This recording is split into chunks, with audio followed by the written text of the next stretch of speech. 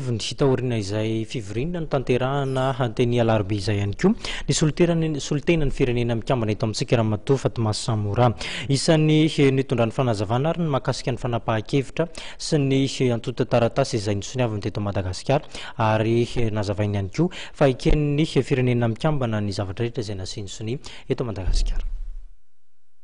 Izay zavatra nataoko sonia eto Madagasikara dia katoavin'ny foiben'ny firenena mikambana New York avokoa. Hoy Ramatoa Fatoma Samora, solitenan'ny firenena mikambana miasa eto Madagasikara, taorian'ny fiviriny niaraka tamin'ny senita ety Alarobia io tolakandro.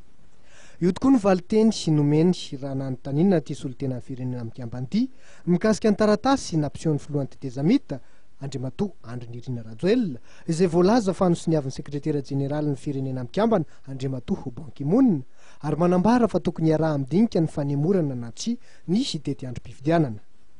Ho Andriamatoa Fatoma Samora dia efa nisy fivirina maro efa nitanterahana mialohana tongavana amin'izao fanapahan-kevitra zao.